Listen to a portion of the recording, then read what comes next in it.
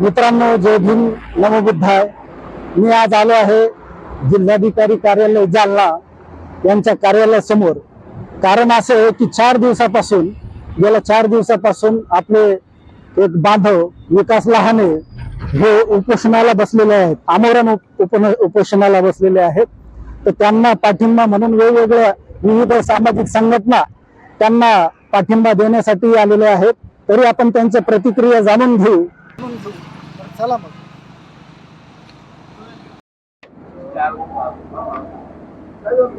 आपलं नाव? मी रणजित माने, भीम आर्मी संविधान रक्षक दलाचा मुख्य संघटक सचिव आहे. मला जसं समजलंय विकास लहाने तिथे उपोषणाला बसलेले आहेत आणि त्यांचा 4था-5वा दिवस आहे. आणि त्यांच्या उपोषणाच्या ज्या मागण्या आहेत SC/ST वर्गीकरण व क्रिमी लेअरची अट रद्द करण्याबाबत, ही काय विकास लहानेच्या स्वार्थाची अट नाहीये. हा केंद्र सरकारनं घातलेला घाट आहे. SC/STचं वर्गीकरण करून इथं जातीयता मजबूत करण्याचं काम हे केंद्र सरकारचं आहे. त्यामुळे ही अट रद्द झाली पाहिजे.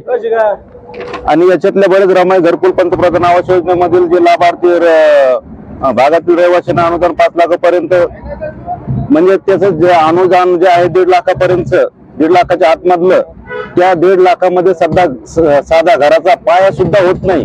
त्यामुळे 5 लाखापर्यंतची त्यांची जे मागणी आहे ती केंद्र सरकारने, राज्य सरकारने मान्य करायला पाहिजे.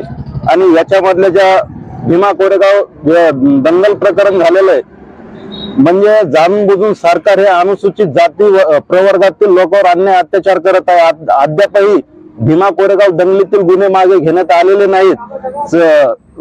वैयक्तिकरित्या जे इतर जातीचे लोक आहेत त्यांचे वैयक्तिकरित्या कुठल्याही प्रकरणावरून जे दंगली घडलेल्या आहेत त्यांच्या दंगलीचे गुन्हे सरकारनं मागे घेतलेले आहेत. परंतु हे पूर्ण जगभरात गाजलेलं प्रकरण, जे इथल्या बुद्धिस्टांच्या अस्मितेचा जो प्रश्न आहे त्यांच्यावरच अत्याचार झालेला आहे आणि ते गुन्हे आतापर्यंत मागे घेतलेले नाहीत.